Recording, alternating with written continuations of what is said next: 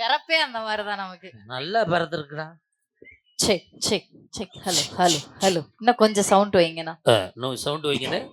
லைட்டா ஷார்ப்பு, கொஞ்சோண்டு பேஸ், கொஞ்சோண்டு கெட்டி சட்னி, சாம்பார் ஊற்றி விடனேன். முடிச்சோம். இல்லைங்க, எனக்கு வந்து அண்ணன் 2 ரவுண்ட் பேசிட்டாரா, எனக்கு அதை பார்த்த உடனே பேச்சே வரல. பேச்சு வரல. கொஞ்சம் மண்ணள்ளி போட்டுக்கிறியா? மண்ணள்ளி போட்டுக்கிறியா? என்னங்க, எனக்கு சென்னையில இருந்து வந்திருக்கேங்க பஸ் பிடிச்சு. இது வந்து கோயில் மண்ணு, புனிதமானது, அதனால நீ போட்டுக்கலாம். கோவில் மண்ணுனா தாராளமா பாயிருக்கேன், ஒன்றும் பிரச்சனை இல்லை. நீங்களும் போட்டுக்குவீங்களே? நான் போட்டதுனால இப்ப பேசிக்கிட்டு இருக்கேன். தமிழை உயிரே வணக்கம். தாய்ப்பிள்ளை உறவம்மா உனக்கும் எனக்கும். மொழிக்கெல்லாம் தாயாக விளங்கக்கூடிய அன்னை தமிழை வணங்கி, அம்மன் கோவில் கும்பம் இங்கே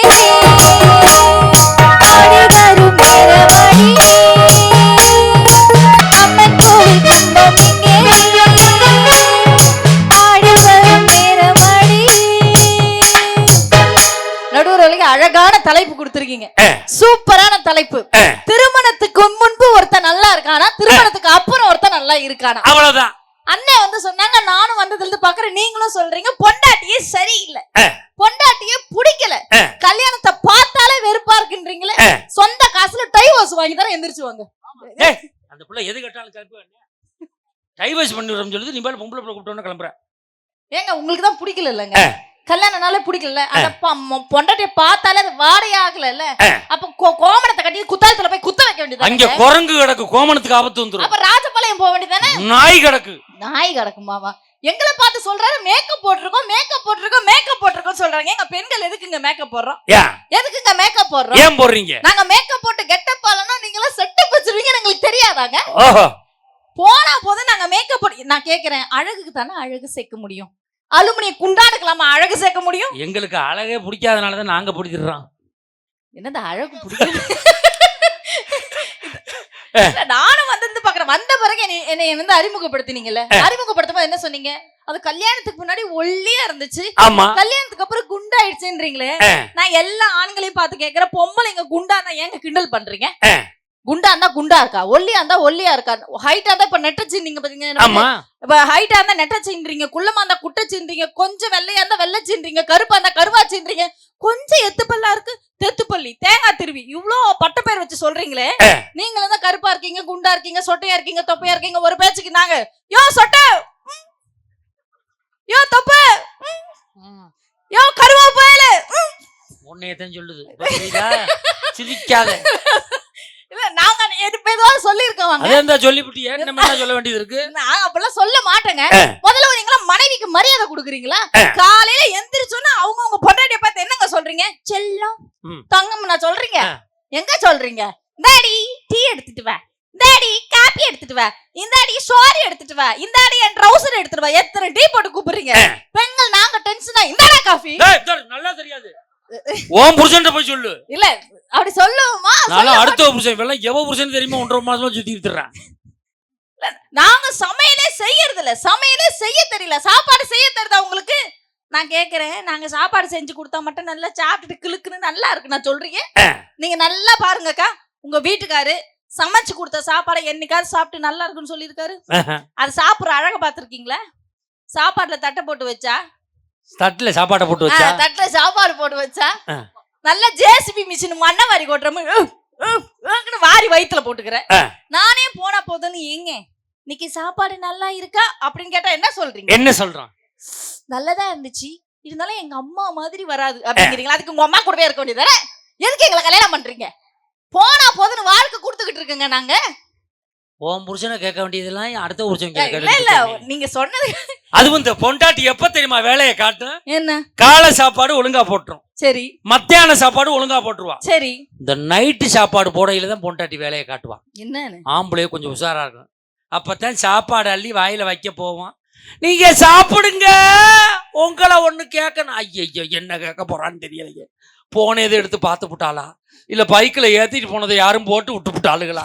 இந்த பயத்திலே 5 நிமிஷம் சாப்பிட வேண்டிய 1/2 மணி நேரம் சாப்பிட்றான். ஏன் அவன் சாப்பிட்டு முடிச்ச உடனே கேட்கலாம்ல? அதை கேட்க மனசு வராது உங்களுக்கு. அப்படிலாம் ஒண்ணும் இல்ல, சாப்பிடும் போது நல்ல மனநிலையில இருப்பீங்க. அவ்வளவு ருசியா சமைச்சு போடுறோம்ல, ஆனா நல்ல மனநிலையில இருப்பீங்கன்னு சொல்லிட்டு அதனால சாப்பிடும் போது கேக்குறோம். ஏங்க இதெல்லாம் விடுங்க, உங்களுக்கு லவ் பண்ண தெரியுதா? முதல்ல என்னைய பார்த்து லவ் பண்ண தெரியுமா உங்களுக்கு? நீங்க லவ் பண்ணிருக்கீங்களா? காதலிச்சிருக்கீங்களா நீங்க? நானும் காதலிச்சம்மா. எப்போ? காலேஜ் படிக்கும்போது காதலிச்சம்மா. ஆஹா. அது என் வாயாலதாம்மா கெட்டு போச்சு. ஏன்? நான் காலேஜ் படிக்கும்போது ம். என்கிட்ட ஒரு பொம்பளை புள்ள ஆ. ஒரு ரோசா பூவை கொண்டு வந்து கொடுத்து, ஆ. எஸ்கியூஸ் மீ மகாராஜா, ஆ. உங்களை நான் 3 மாசமா காதலிக்கிறேன்னு சொன்னுச்சு. ஆஹா. என் வேய வச்சுக்கிட்டு சும்மா இருக்கக்கூடாது. என்ன சொன்னீங்க? என்னைய காதலிக்கும் போதே 3 மாசமானு கேட்டேன். அதை வார மண்ணவாரி தூத்திட்டு போயிட்டான். என் வாழ்க்கையும் போச்சு, என் விலவும் போச்சு. ஏங்க நீங்க கல்யாணத்துக்கு முன்னாடி என்னென்ன பேர் உங்களுக்கு இருக்கும்? படிக்காதவன், வெட்டி பையன், எப்படி ஊர் சுத்துறான் பாரு, தண்ட சோறு அப்படின்னு சொல்லுவாங்க. கல்யாணத்துக்கு அப்புறம் எத்தனை இரு நாங்க குடுக்குறோம்? கணவர், குடும்பஸ்தர், புருஷர், தாலி கட்டினவர், இரு நாங்க குடுக்குறோம். அவருக்கு இன்னொரு பேர் இருக்கு தெரியுமா? என்ன? பேமுலி மேன். என்ன ஃபேமிலி? ஃபேமிலி மேன் இல்ல, பேமுலி மேன் தான். ஏன்? தீபாவளிக்கு ட்ரெஸ் எடுக்க திண்டுக்கல் போயிட்டு காஜு பத்தாம கடத்தரவுல பேமுலி முடிச்சுக்கிட்டு தெரியுமா? அதனால அவனுக்கு பேரு பேமுலி மேன் வச்சிருக்காங்க. இப்ப நீங்க என்ன எடுத்துக்குங்க, எனக்கு கல்யாணம் 5 வருஷம் ஆகுதுக்கா. நான் எவ்வளவு நல்ல பிள்ளை தெரியுமா?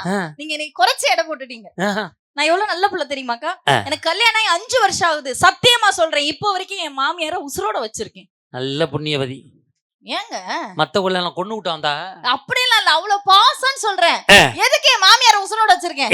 என் புருஷனை பெத்தவங்க, அதுக்காக அந்த பாசம். என் புருஷன் மேல இருக்க பாசம் தானே என் மாமியார் மேல இருக்கும். அந்த பாசத்துக்காக இப்ப கொடுங்க. தேர்தல் போச்சுல்ல, எல்லாரும் ஓட்டு போட்டாங்க, நானும் ஓட்டு போட்டு வந்தேன். ஆனா எங்க வீட்டுக்காரர் ஓட்டு போட மாட்டேன்ட்டார். எனக்கு ஒரே ஆச்சு. ஏங்க எனக்கு சந்தேகம் ஆயிடுச்சு, ஏங்க ஓட்டு போட மாட்டேன்? நீங்க போய் போட்டு வாங்க, இது ஜனநாயக கடமை, கண்டிப்பா எல்லாரும் ஓட்டு போடணும்னு சொன்னேன். அவர் நான் போட மாட்டேமான்ட்டார். ஏங்க என்னங்க, எனக்கு சிஎம், பிஎம், எம்பி, எம்எல்ஏ, ஊராட்சி மன்றத்துல எல்லாமே நீதானே தங்கம். தேர்தல் நேரத்துல தண்ணியை போட்டு முழு போதையில இருந்திருக்காயா? அதனாலதான் இந்த உளறி இருக்கேன். அதனால என் ஓட்டு உனக்குத்தான். போட்டுருப்பான். என்னது? உன் புருஷன் பயங்கரமான ஆளு. போட்டுருப்பான். ஆட்சி நடக்குதா? ஆட்சி நடக்குதா? ஏங்க எல்லாம் குடும்பம் நல்லா தானே, எல்லாமே நான் தானே அவருக்கு. எங்க திருமணத்துக்கு அப்புறம் ஒரு மகிழ்ச்சி இருந்தா தானங்க அந்த வார்த்தை அவர் சொல்வாரு. எங்க வாழ்க்கைங்கிறது ஒரு ரோஜா செடி மாதிரி. நல்லா நோட் பண்ணிக்கங்க, வாழ்க்கைங்கிறது ஒரு ரோஜா செடி மாதிரி. பாக்கியராஜ் ஒரு படத்துல சொல்றாரு, தாவணி கனவுகள் படத்துல சொல்லிருப்பாரு தெரியுமா? வாழ்க்கைங்கிறது ஒரு ரோஜா செடி மாதிரிமா. நீங்க எல்லாம் வந்துட்டு முள்ளு செடியில ரோஜா பூத்திருக்குன்னு நீங்க நினைப்பீங்க. யாரா அது? முள்ளு செடியில ரோஜா இருக்குன்னு பார்க்க கூடாது, ரோஜால முள்ளு செடி இருக்குன்னு பார்க்க கூடாது. ஆனா முள்ளு செடியில ஒரு ரோஜா பூத்திருக்கு நீங்க நினைக்கணும்னு சொல்வாரு தெரியுமா? அதே மாதிரிதான் நாங்க. நீங்க என்னதான் முள்ளு செடியா இருந்தாலும் உங்க வாழ்க்கையில ரோஜா மாதிரி பூத்திருக்கோம் இல்லையா? முள்ளு செடி நம்ம ரோஜா மாதிரி பூத்து உங்க வாழ்க்கை. உண்மைதான், நீங்க ரோசாதான். நீங்க ரோசாதான். ஒரு நாளைக்கு மொட்டா இருக்கா, ஒரு நாளைக்கு மலர்ந்த முகத்தோட இருக்கா, ஒரு நாளைக்கு சுருச்சு போயிருக்கா. இவ்வளவு நீங்க ரோசா பூ தான், இல்லைன்னு சொல்ல முடியாது. வாழ்க்கையை நாங்க வந்துட்டு எப்படி ஒரு அழகா கொண்டு போயிட்டு இருக்கோங்க. நீங்க என்னதான் முள்ளு செடியா இருந்தா அந்த ரோஜா எங்களை தேடிதானுங்க வண்டு வருது. உங்களை தேடியா வண்டு வருது? பூவை தேடி வண்டு வரும். ஆமா, காலையில பாத்தீங்கன்னா ஆத்த ஓரத்துல வண்டு உருட்டிக்கிட்டும் போகும். உருட்டிக்கிட்டு பல வண்டுகள் இருக்கு நாட்டுல. என்னது அது? அது வண்டு உருட்டாம்பழம். அப்படி ஒரு பழம் இருக்கா? பழம் எல்லா ஏரியாக்கள்லயும் இருக்கு. எல்லா ஏரியாலயும் நான் பார்த்ததே இல்லையே. நீ இருந்து பார்த்துட்டு போ காலையில. வண்டு உருட்டாம்பழம். ஏங்க அந்த பழம் நல்லா இருக்குமா? சைஸ பொறுத்து, வண்டு சைஸ பொறுத்து பழம் சைஸ். அட கடவுளே, இது வரைக்கும் நான் பார்த்ததே இல்லங்க. இந்த பக்கம் ரொம்ப ஃபேமஸ். பப்பாளி பழத்துல எல்லாம் பப்பாளி விதை இருக்கும். இது மாம்பழத்துல மாம்பழ விதை இருக்கும். சரி. திராட்சையில திராட்சை விதை இருக்கும். ஆனா அந்த வண்டு உருட்டாம்பழத்துல பல விதை இருக்கும். தக்காளி விதை இருக்கும், மிளகா விதை இருக்கும். அட கடவுளே, நான் இது வரைக்கும் பார்த்ததே இல்ல. நீங்க பாத்திருக்கீங்களா? அப்படியே? எவ்வளவு கிலோ? எவ்வளவு? Free service. ஃப்ரீயா இருக்கா? அட கடவுளே, இத்தனை நாள் தெரியாம. இது கொடைக்கானல் சைடுல ரொம்ப ஃபேமஸோ? எல்லா ஊர்லயும் ஃபேமஸ். நான் இது வரைக்கும் பார்த்ததே இல்ல. அந்த பழம் நல்லா இருக்கும்ல? கண்டிப்பா நான் ஊருக்கு போகும்போது நீங்க எனக்கு வாங்கி கொடுக்குறீங்க. அவசியம் நீங்களே எடுத்துக்கிட்டு போகலாம். காலையில நீங்க இருந்து வாங்கிட்டு போங்க. என்ன நீங்க சென்னையில இருக்கனால உங்களுக்கு தெரியலங்க. நான் சிட்டில இருக்கேன், அதனால தெரியல. கிராமத்துல அதிகமா கிடைக்கும் போல. அப்ப நான் காலையில ஊருக்கு போகும்போது நீங்க கண்டிப்பா எனக்கு வாங்கி. அவசியம் இருந்து வாங்கிட்டு போங்க. அவசியம் இருந்து வாங்கிட்டு போங்கன்னு. ஏங்க, ஒரு காதல்னா எப்படி இருக்கணும், ஒரு குடும்பம்னா எப்படி இருக்கணும், பெண்களை பார்த்து தான் நீங்க கத்துக்கணும். ஒரு காதல் எப்படி இருக்கும் தெரியுமா? கல்யாணத்துக்கு முன்னாடி நீங்க எப்படி வேணாலும் ஊர் சுத்திக்கிட்டு இருப்பீங்க. உங்களுக்கு நிச்சயமான உடனே உங்க பாதம் எப்படி போதோ அதே மாதிரி அந்த பாதத்தை தேடிதான் பின்னாடி மனைவியோட பாதம் வரும். உன் பாதம் போகும் பாதம் ஆசைப்பட்டு பார்த்து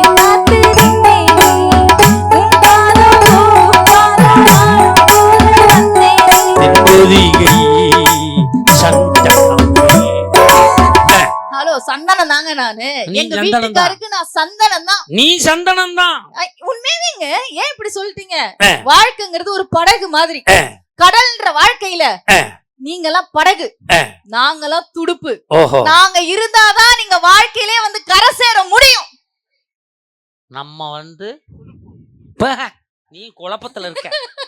நீங்க நம்ம படகுனே, மனைவிலாம் துடுப்பு மாதிரி. இதுக்குதான் துடுப்பு. நாங்க இருந்தாதான் நீங்க வாழ்க்கைங்கிற கடல்ல கரை சேரவே முடியும். மனைவி வந்து துடுப்பு, துடுப்பு. கனவை வந்து படகு. படகு.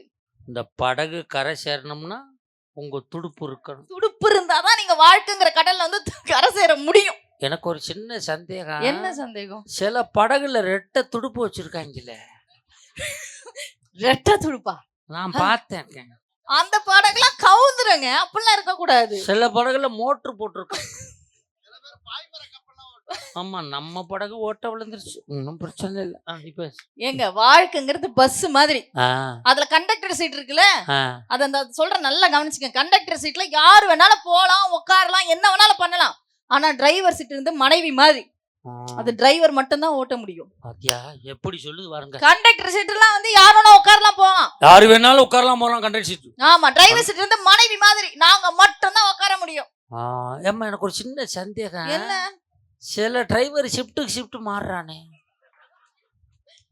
போகையில ஒரு டிரைவர் ஓட்டிட்டு போறான், வரையில வேற ஒரு டிரைவர் ஓட்டிட்டு வர்றான். இப்ப என்ன குழப்பம் அதுல? என்ன டிரைவர் ஓட்டிட்டு வராங்க? ஏங்க, பொண்டாட்டிலாம் கரண்ட் மாதிரிங்க. நாங்க உங்க வீட்ல இல்ல, உங்க வீட்ல வெளிச்சமே இருக்காது. அதனால நாங்க யூபிஎஸ்சி பேட்டரி வச்சிருக்கோம். எல்லாத்துக்கும் நீங்க ஒரு ஆப்ஷன் வச்சிருப்பீங்களா? நான்லாம் வரும்போது பீச்சிக்கரையில புடிங்கிட்டே வந்துடுறது. எதுக்கு கரண்ட் தேவையில்ல. பீச்சிக்கரையில புடிங்குவீங்களா? இங்க பாருங்க, அப்பெல்லாம் பேசக்கூடாது. நீங்க ஆனா சொல்றாங்க பெண்கள் தைரியசாலிங்க. உங்கள வாழ்க்கையில நாங்க வச்சு ஓட்டிக்கிட்டு இருக்கோம்ல, எங்கள மாதிரி தைரியசாலி உலகத்துல கிடையவே கிடையாது. எப்படி சொல்றீங்க? கை தட்டுங்க. பெண்கள் தைரியசாலின்னு எப்படி சொல்றீங்க? இப்போ நான் வேணா உதாரணத்துக்கு சொல்லவா? உங்களுக்கு கல்யாணம் ஆயிடுச்சுல்ல, நீங்க உங்க மனைவியை பொண்ணு பார்க்க போயிருப்பீங்களே, எத்தனை பேரோட போனீங்க? நாங்க ஒரு 5 பேர் போனோம். நிச்சயதார்த்தத்துக்கு போகும்போது ஒரு பஸ் எடுத்துக்கிட்டு போனோம். பஸ் எடுத்துட்டு போனீங்க. கல்யாணத்துக்கு போகும்போது நாங்க ஊர் நாட்டாம, அதனால 3000 பத்திரிக்கை அடிச்சு 4500 பேர் போனோம். தைரியசாலி, தைரியசாலி ஆண்கள் நீங்க. கல்யாணத்துக்கு பொண்ணு பார்க்க போகும்போது 5 பேரு, நிச்சயதார்த்தத்துக்கு போகும்போது 100 பேரு, கல்யாணத்துக்கு போது 3000 பேரோட போயிருக்கீங்களே. அண்ணி உங்களை கல்யாணம் பண்ணிட்டு எத்தனை பேரோட வந்தாங்க? ஒத்த ஆளா தான் வந்தா. எத்தனை பேரோட வந்தாங்க? ஒரே ஆள் தான் வந்தா. எத்தனை பேரோட வந்தாங்க? ஒரே ஆள் தான் வந்தா. சிங்கிளா தான் வரோம், பண்ணி கூட்டம் தான் கூட்டமா வரோம் வந்தீங்களே. நாங்க தாங்க தைரியசாலி. ஒத்த ஆளா வந்தா, சிங்கிளா வந்தா அவளை டபுள் ஆக்கின பெருமை என்னையத்தான் சேரும் என்பதை நான் தெரிவித்துக் கொள்கிறேன். ஹலோ, உங்களுக்கு பாதுகாப்பு நாங்க. எப்படி சொல்றீங்க? மறந்துட கூடாது. நன்றி மறக்காதீங்க. நீங்க எப்படி சொல்றீங்க பாதுகாப்பு? நம்ம வேடந்தந்தூர்ல இருக்கமா, இங்க இருந்து திண்டுக்கல்லுக்கோ இல்ல கொடைக்கானலுக்கோ இப்ப நீங்க பைக்ல போறீங்கன்னு வச்சுக்கோங்க, நீங்க தனியா போங்க, போலீஸ்கார் நிறுத்திடுவாரு. மகாராஜா நில்லுங்க, லைசென்ஸ் இருக்கா, ஆர்சி புக் இருக்கா, இன்சூரன்ஸ் போட்டிருக்கீங்களா, லைட்டா குடிச்சிருக்கா மாதிரி இவ்வளவு கேள்வி கேட்பாரு. அதே நீங்க உங்க மனைவியை பின்னாடி உட்கார வச்சுட்டு போனீங்கன்னு வச்சுக்கோங்க, பைக்ல ஒருத்தர் நிறுத்த மாட்டாங்க. ஃபேமிலி மேன் போறாருங்க, வைஃபோட போறாரு, குடும்பத்தோட போட்டுன்னு சொல்லுவாங்களா இல்லையாக்கா? அப்ப கைய தட்டுக்கா. நல்லா பாதுகாப்பு. நேத்து நான் தேவகோட்டையில பைக்ல போனேன், போலீஸ்காரன் நிப்பாட்டான். ஆர்சி புக் லைசன்ஸ் நான் பட்டிமட்ட நடுவர், உங்களை தடா செக் பண்ண எல்லாத்தையும். அந்த நேரம் ஒருத்தன் பொண்டாட்டியர் பண்ண விட்டாரு. நான் கேட்டு, சார் நாங்க தனியா வந்தா மட்டும் பிடிச்சி இவ்வளவு பண்றீங்க, பொண்டாட்டியர் பண்ண விட்டீங்களே என்ன? அவர் சொன்னா, ஒன்றும் இல்லை தம்பி, அவனே ஒரு கிரகத்தோட போய்கிட்டு இருக்கேன், நம்ம இதுக்கு இன்னொரு கிரகத்தை இருக்க, அதுவே அவனுக்கு போதுமான இம்சை தான் அப்படின்னு. ஆனால் என் பொண்டாட்டில நீ என்ன சைஸு, நீங்கள் என்ன சைஸ்? என் பொண்டாட்டில் இந்த சைஸ் இருப்பா. நேற்று பைக்கில் ஏற்றிக்கிட்டு மேம்பாலத்தில் ஏறுறேன், உருங்குது, முன்வீல் தூக்குது. எதுத்த மாதிரி வந்தவன் நிப்பாட்டிக்கிட்டு இருக்கிறான், என்ன வாத்தியார வலுவிலோடு ஏற்றிக்கிட்டு எங்கே கிளப்பிட்டு அப்பளவு இம்சையை அனுபவிக்க வேண்டியது இருக்கு. அப்பெல்லாம் ஏறி உட்காந்தாலும் நான் டேங்கு மேலே உட்காந்துக்கிட்டு போன முடியும். ஹலோ, அந்த பைக் உங்க மாமனார் வீட்டுல இருந்து தானே வாங்கிட்டு வந்திருப்பீங்க. இவ்வளவு பேசுற நீங்க, இவ்வளவு மேடை போட்டு பேசிக்கிட்டு இருக்கீங்களா ஊரு ஊரா? அப்ப சீர்வரிசை வாங்காம கல்யாணம் பண்ணி இருக்கணும். சீர்வரிசைன்னு சொல்லாதம்மா, அது வேற. அது பேர் என்ன, வரதட்சணையா? ஆமா, வரதட்சணை. வரதட்சணை கிடையாது, தயவு செய்து சொல்றேன். பொண்ணு வீட்டுல இருந்து மாப்பிள்ளை விட்டு கொடுக்கறத வரதட்சணை என்ற வார்த்தையை பயன்படுத்தாதீங்க. வேற என்னன்னு சொல்லுங்க. இப்ப நாட்டுல வெள்ளம் வருது, என்ன பண்றான்? வெள்ள நிவாரணம் கொடுக்கறான். வறட்சி வருது, வறட்சி நிவாரணம் கொடுக்கறான். புயல் வருது, புயல் நிவாரணம் கொடுக்கறான். அது மாதிரி உங்களை திருமணம் பண்ணுவதால் கொடுக்கக்கூடிய திருமண நிவாரண நிதிதான வழிய அதுக்கு பேரு வரதட்சணை கிடையாது என்பதை இந்த மாமன்றத்திலே பதிவு செய்து கொள்ளுங்க. அதுவும் வரதட்சணை என்ன? இருமா, நீ என்ன கொண்டு வர்ற? என்ன 2 சாப்பிட்ற தட்டு கொண்டு வர்ற. ஆ, எங்க அப்பா தான் என்ன செத்தா போயிட்டாங்க, 2 தட்டு கொண்டு வர்ற. அதுவும் என் மாமனார்லாம் ஒரு பீரோ கொடுத்தா கைபிடி 2 நாள்ல கையோட வந்துருச்சியா. இதுக்குன்னே சீர் வாங்குற கடை வச்சிருப்பாங்க இவ்வளவு இருக்கும். அதுலயும் என் பீரோ கொண்டு வர்ற. எதுக்கு கொண்டு வர்ற? உன் துணிமணியை பூரா அடிக்கிற. என் பொண்டாட்டி இந்த அடித்தட்டை மட்டும் எனக்கு கொடுத்துருக்கா. அதுல என் வேட்டி பூரா அடிக்கிருக்கா. அது மேல ஏறி நின்று அவ துணியை எடுத்துக்கிட்டு இருக்கா. அன்னைக்கு கட்டிக்கிட்டு வரேன், பூரா கால் தடமா இருக்கு. சொல்றான் இங்க விட்டு ஒத்தஞ்சிருப்பா அவ்வளோ இருக்கு. இந்த ஊர்ல பெரிய நடுவர்னு சொல்லி கொடுத்துறேன். இந்த நீ கிரைண்டர் கொண்டு வர. எதுக்கு கிரைண்டர் கொண்டு வர? எங்க வீட்டுல என்ன ஆட்டுக்கள் இல்லாம கிரைண்டர் கொண்டு வர. உனக்கு ஆட்டை வலிக்குது, நீ கிரைண்டர் கொண்டு வர. எதுக்கு மிக்சி கொண்டு வர? எங்க வீட்டுல அம்மிக்கல் இல்லாம மிக்சி கொண்டு வர. உனக்கு இழுத்தரைக்க வலிக்குதுன்னு மிக்சி கொண்டு வர. எதுக்கு கட்டில் கொண்டு வர? நாங்க படுத்து தூங்க பாய் இல்லாம பரதேசியா வரந்த நீ கட்டில் கொண்டு வர. நீ ஒய்யாரமா ஏறி படுத்துக்கிறதுக்கு கட்டில் கொண்டு வர. என்ன உனக்கு பயமா இருக்குமே துணைக்கு நாங்க வந்து படுத்துக்கிறோம். அவ்வளவுதானே. உள்ள விட்டு மேல உள்ளவங்க கொடுக்குறான். அவ்வளவுதான். உள்ள விட்டு மேல இருக்கிறவங்க கொடுக்குறாங்க. ஏங்க உங்களுக்கு லவ் பண்ணவே தெரியலங்க. என்னைக்காவது உங்க மனைவிக்கு பூ வாங்கி கொடுத்துருக்கீங்களா? அதுதான் எனக்கு பிரச்சனையே. ஏன் ஒரு முளை மல்லிகை பூ வாங்கி கொடுத்துருக்கீங்களா? அடையாம அன்னைக்கு பூ வாங்கல சந்தேகப்பட்டான்னு சண்டைய போடுறான்னு இவ்வளவு பூ ஒரு பந்து மதுரையில வாங்கிட்டு போனேன். சரி. அவ சொல்ற, ஏய் நீ காசு கொடுத்து வாங்கியிருக்க மாட்டியா? ஐயா பட்டிமன்றத்துல மேடையில டெக்கரேஷன் பண்றதானே சுத்திக்கிட்டு வந்தேன். அவ நம்ம அவ்வளவு புரிஞ்சு வச்சிருக்கான். நீங்க இறங்கி அப்படி பெண்கள் பக்கம் போங்களேன்.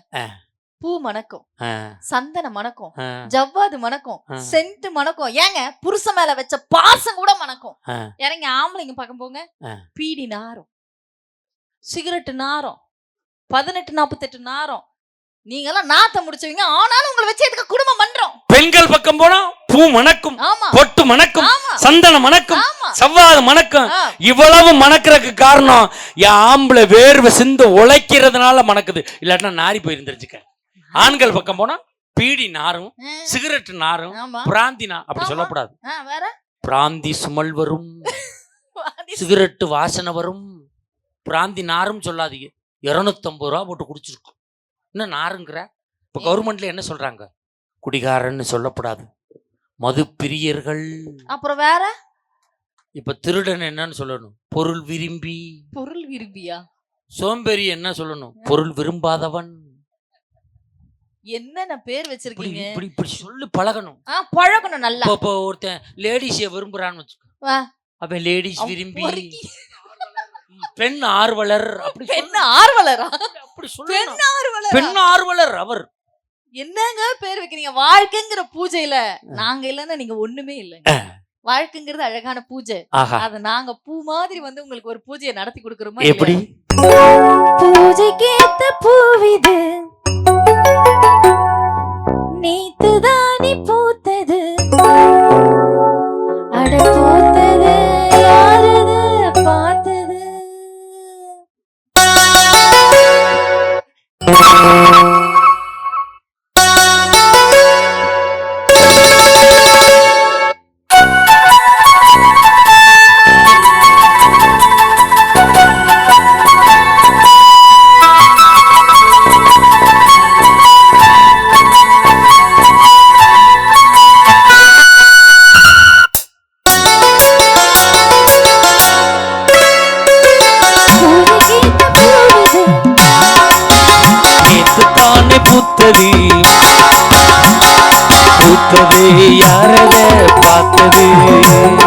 பூத்தது யாரத பார்த்தது,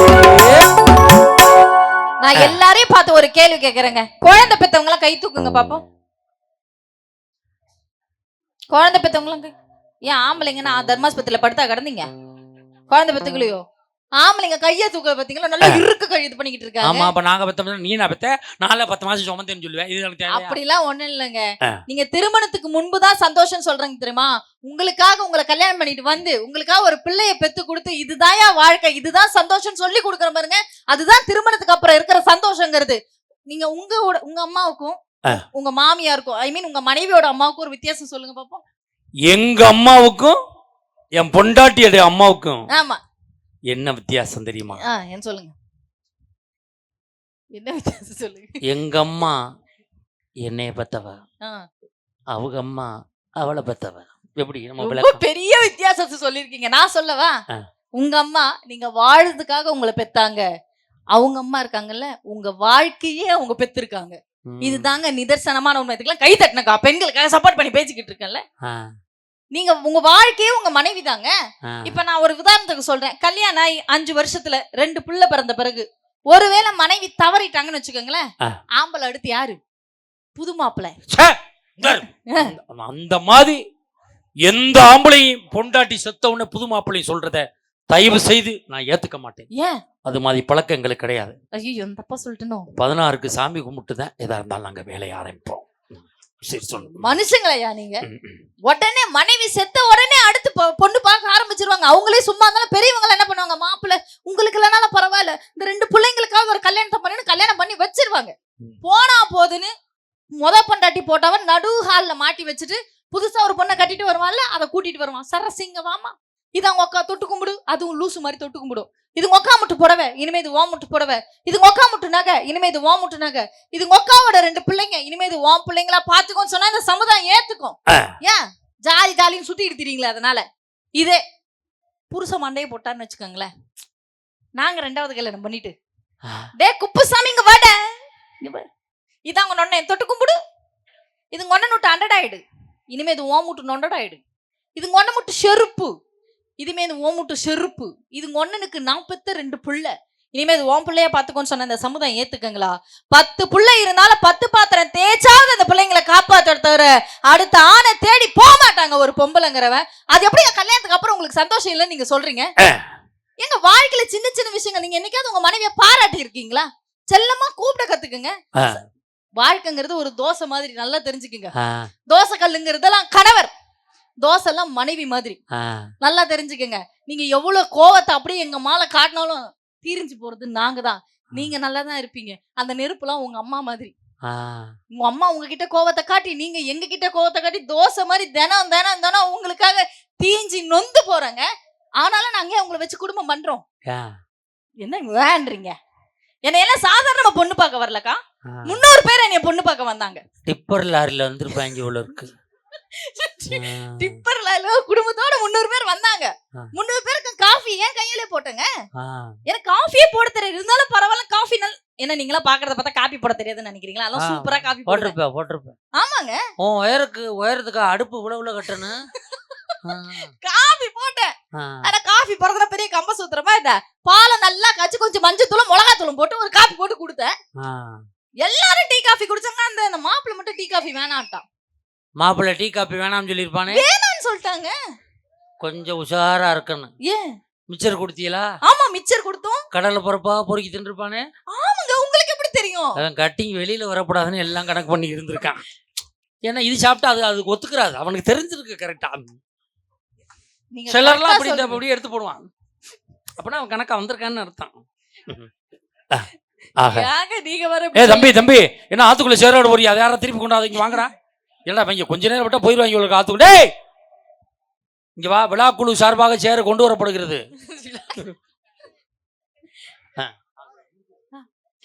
நல்லா தெரிஞ்சுக்குங்க. நான் நிறைவா இதை சொல்லி முடிக்கிறேன். வாழ்க்கையில மனைவி இல்லாதவங்க ஒண்ணுமே இல்ல. ஒரு வீட்டுல ஒரு பொம்பளை பிள்ளை பிறந்துச்சுன்னா மகாலட்சுமி பிறந்திருக்குன்னு சொல்லுவாங்க. ஆம்பளை பிள்ளை பிறந்துச்சுன்னா என்ன சொல்லுவாங்க? கொல்லி வைக்க ஒரு பிறந்துட்டேன். நீங்களாம் கடைசி வரைக்கும் கொல்லி வைக்க தான் லாய்க்குன்னு எல்லாருக்குமே தெரிஞ்சிருக்கு. இப்போ மதுரையில அவ்வளவு கூட்டம் இருக்கேன். ஏன்? மதுரை மீனாட்சியோட கல்யாணம். மதுரை மீனாட்சி கல்யாணம் தான் சொல்லிருக்காங்க. சுந்தரேஸ்வரர் கல்யாணம் என்னைக்கா சொல்லிருக்காங்க? இல்ல. வள்ளி திருமணம் தான் சொல்லிருப்பாங்க. முருகர் திருமணம் அப்படின்னு என்னைக்கா சொல்லிருக்காங்களா? இல்ல. தெய்வானை திருமணம் தான் சொல்லுவாங்க. ஆண்டாள் திருமணம் தான் சொல்லுவாங்க. என்னைக்காவது பெருமாளோட திருமணம் சொல்லிருக்காங்களா? இல்ல. என்னைக்குமே ஆண்களுக்கு பெண்ணுக்குள்ளதான் அடக்கம். என்னைக்குமே உங்களுக்கு முன்னிலை நாங்க தான். நாங்க இல்லைன்னா உங்க வாழ்க்கையில ஒண்ணுமே இல்லைங்க.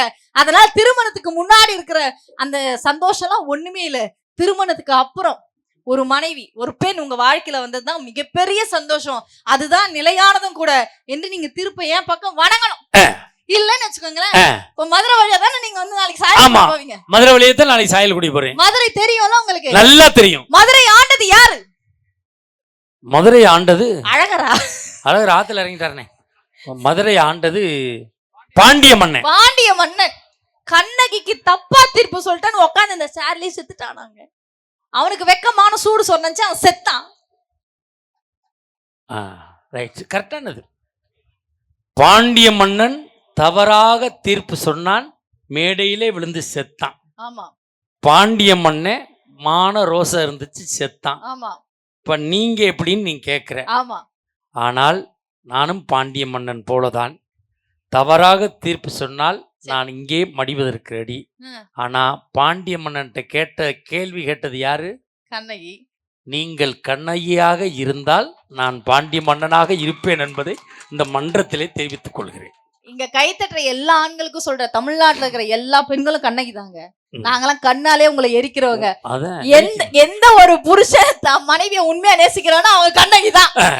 அதனால நீங்க கரெக்டா தான் தீர்ப்பு சொல்லணும். ஏன்னா உங்களுக்கு மனைவி இருக்குது அல்லவா? அதனால கரெக்டா என்னைய கண்ணகியா நினைச்சிட்டு நீங்க தீர்ப்பு சொல்றீங்க. சொல்லலன்னு வச்சுக்கோங்களேன், உசுரோட ஊர் போய் சேர மாட்டீங்க அப்படின்னு சொல்லி வாய்ப்பளித்த அனைத்து நல்ல உள்ளங்களுக்கும் நன்றி கூறி விடுகிறேன். நன்றி, வணக்கம். அருமையான பேச்சு. நல்ல ஒரு கைதட்டல் கொடுங்க பாப்பா. உண்மையிலேயே இந்த நிகழ்வை உபயதாரர்களாக இருந்து இந்த நிகழ்வுக்கு உபயம் செய்திருக்கக்கூடிய ஏ சிங்காரவேல் நாடார், தெய்வ திரு Rathinammal, S Muniyappan, Usha, M Balaharikaran, B Com LLB, Sri Thangavilas, Hari ஹார்ட்ஷிப்ஸ் Palani, T Saravanakumar, Baleswari, S Sri Magizhmithra, S Sivaniya Sri மற்றும் நாடார் உறவின் முறையைச் சேர்ந்த அனைத்து நல்ல உள்ளங்கள், பொறுப்பாளர்கள், நாங்கள் வருவதற்கு எங்களோடு இணைப்பு பாலமாக இருந்த அருமை அண்ணன் முருகேசன் அவர்களுக்கும், இந்த பகுதியிலே என்னை வளர்த்து வரக்கூடிய அருமை அண்ணன் விடியல் விஜயகுமார் அவர்களுக்கும் அன்பார்ந்த நன்றிகளை சொல்லி, அண்ணே தீர்வு சொன்னா அக்கா உட்காருங்க முடிச்சிடறேன், அக்கா உட்காருக்கா முடிச்சிடறேன், அக்கா அண்ணே உட்காருண்ணே, அண்ணே நடுவரை கடைசியில் பிச்சை எடுக்க விட்டுறாதீங்க ப்ளீஸ். இவ்வளவுதான் உட்காந்து அண்ணே. கௌதம் இந்தா இருக்காங்க, ரெண்டு மியூசிக்காரங்க. ரைட் ரைட் இந்த வந்துருச்சுல. 3 பேருக்கு 300, 100 100 100, எனக்கு 200. சரி, கரெக்டாக சொல்கிறேனே, இல்லைன்னா இந்த 500க்கு நான் கட்டுப்படுறேனே. ஆனால் உண்மையிலே அருமையா ரசிக்கிறீங்க, அருமையா பார்க்குறீங்க. உண்மையிலே எவ்வளவு சிறப்பாக இருக்கு பாருங்க. நீங்க யாரும் காசு கொண்டு வரலைன்னு மட்டும் வருத்தப்படாதீங்க. ஏடிஎம் கார்டு இருந்தா கொடுங்க, நாங்கள் எடுத்துட்டு வந்து ரசீது தரோம். பெண்கள் காசு கொண்டு வரலைன்னு வருத்தப்படாதீங்க, எது கொடுத்தாலும் அடகு வச்சு ரசீது உடனடியாக தரோம். ஜிபே நம்பர் தரேன், அனுப்பி விடுங்க. அதை பற்றிலாம் வருத்தப்பட எல்லா இதுவும் வச்சிருக்கோம். கேட்ட கேள்வி என்ன? மனிதனுக்கு மனநிறைவான மகிழ்ச்சி என்பது திருமணத்துக்கு முன்பா திருமணத்துக்கு பின்பா? இவங்க என்ன சொல்றாங்க? மனைவியால சந்தோஷம் இல்லை. உண்மைதான் சார். என் பொண்டாட்டி வெண்டிக்காய் வாங்கிட்டு வர சொன்னான். வெண்டைக்காய் இந்த நுனியை ஒடிச்சு பார்த்து வாங்கிட்டு வான்றான். கடைக்காரன் நுனியை ஒடிச்சா உன் கையை ஒடிப்பேங்கிறேன், இவ ஒடிக்காம வந்தா உன் கையை ஒடிப்பேங்கிறேன். எப்படி சார் வெண்டிக்காய் வாங்குறது? இவ 1/2 கிலோ வாங்கிட்டு வர சொன்னா கடையில் 1 கிலோ வாங்கிட்டு வந்து ஃபர்ஸ்ட் லாண்டில் உட்காந்துக்கிட்டு ஒடிச்சு போட்டுவிட்டு 1/2 கிலோ வீட்டுக்கு கொண்டு போயிட்டு இருக்கேன். இப்போ எங்கள் ஊரில் உள்ளவங்க பூரா இங்கே தான் உங்களுக்கு வந்து ஒடிக்கணும் போல இருக்குன்னு லைனில் நின்று வெண்டிக்காய் ஒடிச்சுக்கிட்டு இருக்காங்க. முத்தனை வெண்டிக்காயை வெட்டி போட்டு வெள்ளைச்சாமி வியாபாரம் பண்ணிக்கிட்டு இருக்கேன். எங்க சார் பொண்டாட்டியால் நிம்மதி இருக்கு சொல்லுங்க பாப்போம். சார் எங்க ஊர் பக்கத்துல ஒருத்தனை 6 மாதத்துக்கு முன்னாடி நல்ல பாம்பு கடிச்சிருச்சு சார். மதுரையில சேர்த்து 7 லட்சம் ரூபாய் செலவு பண்ணாங்க. பொழைக்க மாட்டான், தூக்கிட்டு போங்கட்டாங்க. நேற்று பாக்குறேன்னு உசுரோட வர்றானே. டேய் எப்படிடா பொழைச்ச? என் பொண்டாட்டி தான் சார் காப்பாத்தினா. உன் பொண்டாட்டி டாக்டராடா நர்ஸாடா எப்படிடா காப்பாத்தினா? ஒன்றும் இல்லை சார், பாம்பு கடிச்ச இடத்துல அவளை கடிக்க விட்டேன், இந்த விஷம் அந்த விஷத்தை முறிச்சிருச்சு அப்படின்னா. உன் பொண்டாட்டி எங்கடான்னு கேட்டேன். பெரியாஸ்பத்திரியில் வேலை பார்க்குறா சார் அப்படின்னா. என்னடா வேலை? பாம்பு கடிக்கிற இடத்துல கடிக்கிறதா சார் அவளுக்கே வேலை. பாம்புக்கு தகுந்த மாதிரி கடிப்பா சார். நல்ல பாம்புனா மலை பாம்பு கடிக்காது, முழுங்கும். இந்த பொண்டாட்டியால என்ன சார் சந்தோஷம் இருக்கு நீங்க சொல்லுங்க சார். சார் அன்னைக்கு பட்டிமன்றம் முடிச்சு நைட்டு 12 மணி இருக்கும், வீட்டுக்குள்ள போறேன். பெட்ரூம்ல கரெக்ட்னு ஒரு சவுண்டு.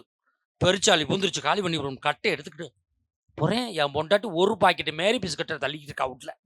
சைத்தான் நைட்டு 12 மணிக்கு பிஸ்கட் திங்கிறிய உருப்படி வேணும். நீங்க போங்க, நீங்க கஷ்டப்பட்டு பட்டிமன்றம் பேசுற காசு வேஸ்டா போயிருக்கானதான் சாப்பிட்டுக்கிட்டு இருக்கேன். என்னன்னு கேட்டேன். இன்னைக்கு நைட்டோட எக்ஸ்பைரி டேட் முடியுதுங்கிறாயா, அதுக்காக நீ 10 ரூபா பிஸ்கட்டை தள்ளிவிட்டு 350 ரூபாய் எவன்டா செலவு பண்றது? இந்த பொண்டாட்டியால சந்தோஷம் இருக்கா? ஒன்றும் இல்லை. நேற்று என் பொண்டாட்டிக்கு ஃபோன் பண்ணேன், ஃபுல் ரிங்காய் கட் ஆயிடுச்சு. வீட்டில் போய் ஆண்டி ஃபோன் பண்ண எடுக்கலைன்னு கேட்டால் என்ன சொல்லணுக்கா? டிவி சவுண்டில் கேட்கல, துணி துவச்சுக்கிட்டு இருந்தேன், சைலண்ட்ல கிடந்துச்சு, சமைச்சுக்கிட்டு இருந்தேன், ஏதாவது சொல்லாமல ஏன்டி ஃபுல் ரிங்கா கட்டாயிடுச்சு ஃபோன் எடுக்கலன்னு கேட்குறேன். ஒரே ரிங்கில் எடுக்கிறவளை பார்த்து நீ அடிக்க வேண்டியதானே. ஒரு ரிங்கில் எடுக்கிறவளை நான் இன்னுமே எங்கே போய் தேடுறது? தேடித்தான் கிடப்பாளா இல்லை கிடைச்சாலும் தான் எடுப்பாளா? கிடைக்கிறவளை எடுப்பா, அதுக்கப்புறம் எடுப்பாளா? எப்படி எடுப்பான்னு கேட்குறேன். சார், இங்க இருக்க பெண்களுக்கு ஒன்று சொல்லி நான் முடிக்கிறேன். தயவு செய்து இந்த பொட்டு வைக்கிறீல்ல, குங்குமத்தில் பொட்டு வைங்க, இந்த ஒட்டு பொட்டு வைக்காதீங்க. தயவு செய்து வைக்காதீங்க. வைக்கிறீங்களா? ஏன் காசு நான் வைப்பான்ட்டாங்கிறீங்களா? வைங்க. பழசா போச்சுன்னா அதை தூக்கி போட்டு போங்க. நீங்க பழசா போன பொட்டை என்ன பண்றீங்க? எடுத்து கதவுல ஒட்டுறது, கம்பியில ஒட்டுறது, கக்கூசு பீங்கால ஒட்டுறது. அன்னைக்கு பார்க்குற எருமை மாட்டில் ஒட்டிருக்கு, 2 எருமை ஒன்னா குளிச்சிருக்கும் போலக்கு. ஒன்றும் இல்லைக்கா, அன்னைக்கு போன வாரம் பட்டிமன்றம் முடிச்சு திண்டுக்கல்ல காரைக்குடி பஸ்ஸு, அது லேட்டாக தான் கிடச்சி, ஓட்டி போய் அடிச்சு பிடிச்சி சன்னல் சீட்டு கிடச்சி. எப்படி இருக்குன்னு சந்தோஷம். சன்னலில் சாஞ்சிக்கிட்டு அப்படியே தூங்கிக்கிட்டே போனாக்கா, அந்த கம்பியில் எவ்வளோ பொட்டை ஒட்டி இருந்திருக்காக்கா.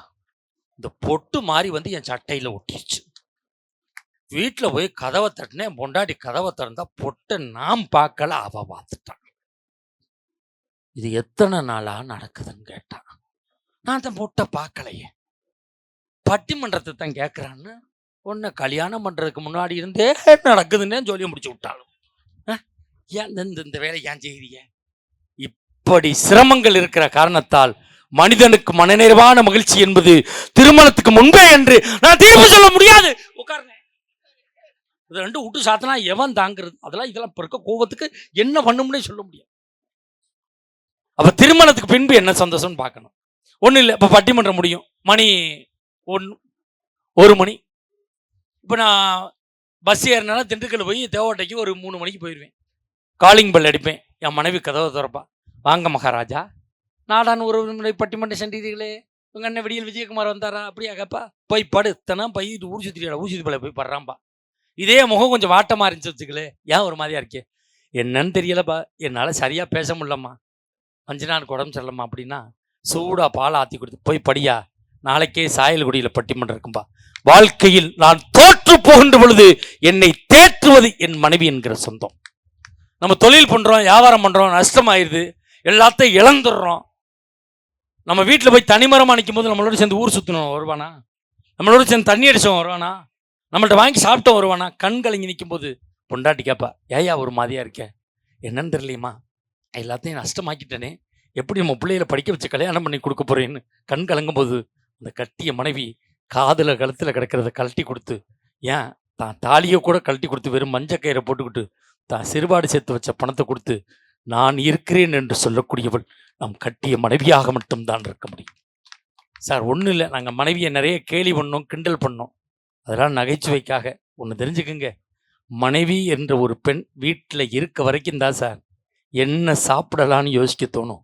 அவள் போய் சேர்ந்துட்டான்னு வச்சுக்கோங்க, எங்கே சாப்பிடலான்னு தான் சார் யோசிக்க தோணும்.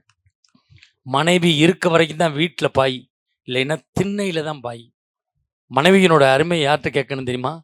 வயதான காலத்திலே தன் மனைவியை இழந்து விட்டு ஒருவேளை சோற்றுக்காக ஒவ்வொரு மகன் வீடாக அலைகிறானே, அந்த தகப்பனை கேட்டு பாருங்கள், மனைவியினுடைய அருமை என்னன்னு தெரியும்.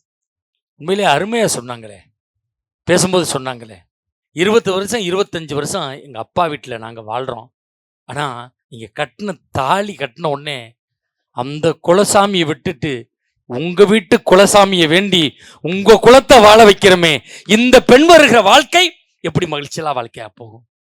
இப்போ ஒன்றும் இல்லை சார், இப்போ மனைவிக்கு உடம்பு சரியில்லைன்னு வைங்க, 10 நாள் வைத்தியம் பார்ப்போம், 15 நாள் ட்ரீட்மெண்ட் பார்ப்போம். அதுக்கு மேலே என்ன பண்ணுவோம்? அவங்க அம்மாவுக்கு ஃபோன் பண்ணுவோம், உங்கள் மகளுக்கு முடியலை, ஒன்றும் வந்து நீங்கள் இருந்து பாருங்கள், இல்லைன்னா கூட்டிகிட்டு போய் பாருங்கம்மா. இதான் ஆம்பளை செய்கிற வேலை.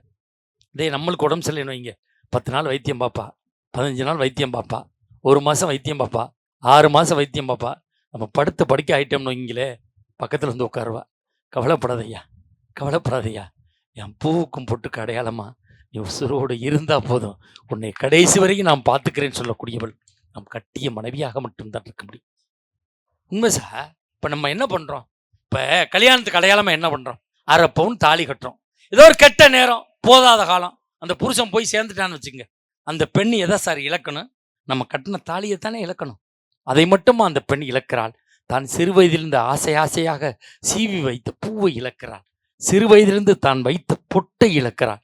சிறு வயதிலிருந்து தான் கட்டிய பட்டாடைகளை துறந்து வெள்ளையாடை உடுத்தி இந்த குடும்பத்திற்காக மெழுகுதிரி போல் உருகுகிறாளே, அந்த பெண்மணிகள வாழ்க்கை எப்படி மகிழ்ச்சியில்லாத வாழ்க்கையாக போகும் நண்பர்களே.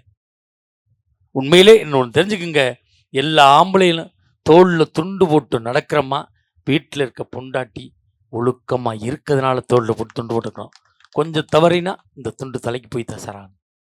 உண்மையில இந்த குழந்தை இல்லை, குழந்தை நம்ம சொல்றோம் வீட்டில், இது பிள்ளையாது சைத்தான், எந்த நேரமும் இம்சை வச்ச பொருள் இருக்கா கிளச்சி போடுதுங்கிறான். ஆனால் கல்யாணம் ஆகி ஒரு குழந்தை இல்லைன்னா அவங்க எவ்வளவு வேதனைப்படுறாங்க. குழந்தை இல்லைன்னா அந்த அந்த ஆம்பளை ஒன்றும் சொல்ல மாட்டாங்க. இந்த சமூகம் அந்த குழந்தை இல்லாமல் இருக்க பொண்ணை ஒரு ஏளனமாக பார்ப்பாங்க. குழந்தை இல்லை, அவனை முன்னாடி விடாதீங்க, நல்ல காரியத்துக்கு கூட அவன் குழந்தை இல்லை, கொஞ்சம் அவளை அறியாமலே தள்ளி தள்ளி வைக்கும். அந்த பழியை பூரா ஏற்றுக்கிட்டு அந்த குடும்பத்தில் வாழ்கிறா பாருங்க, அந்த பெண் வருகிற வாழ்க்கை எப்படி மகிழ்ச்சியாக வாழ்க்கையாக போகும் யோசிச்சு பாருங்க. உண்மையிலே என் தந்தை, இதை சொல்லி முடிக்கிறேன், என் தந்தை 87 வயதில் இறந்து போனார். எங்கள் அப்பா 87 வயதில் இறந்து போனார். எனக்காகவே வாழ்ந்தவர் என் தந்தை. எங்கள் அக்கா 4 அக்காவை நல்லா சம்பாரித்து நிறைய நகை போட்டு கட்டி கொடுத்து நல்லா வச்சுருந்த எங்கள் அப்பா என்னையை படிக்க வச்சு என்னை ஒரு வாத்தியார் ஆக்கி எனக்கு தேவையான சொத்துக்களை எல்லாம் சேர்த்து வச்சு எங்கள் அப்பா 87 வயதில் இறந்து போனார். எங்கள் அப்பா இருக்கிறதுக்கு 13 வருஷத்துக்கு முன்னாடி எங்கள் அம்மா இறந்துட்டாங்க. 13 வருஷமாக எங்கள் அப்பாவை நாங்கள் தான் பார்த்துக்கிட்டோம். எங்கள் அம்மா இறந்ததுக்கப்புறம் சாப்பாடு எல்லாம் போட்டு வைப்போம். எங்கள் அப்பா சாப்பாடை பிசைஞ்சு அப்படி ஒரு வாயில் வைப்பார், கண்ணீர் அப்படியே ஓடும். நான் கேட்பேன், அப்பா நல்லா தானப்பா பார்த்துக்கிறோம், ஏப்பா எல்லாமே செஞ்சு வச்சுருக்கோம்ப்பா, ஏப்பா அழுகிறேன்னு கேட்பேன். உங்கள் அம்மா இல்லையடா அப்படிம்பார். என் தாய் கொடுத்த மகிழ்ச்சியை, அவர் மனைவி கொடுத்த சந்தோஷத்தை, அன்பை எங்களால் ஒருபோதும் கொடுக்க முடியவில்லை.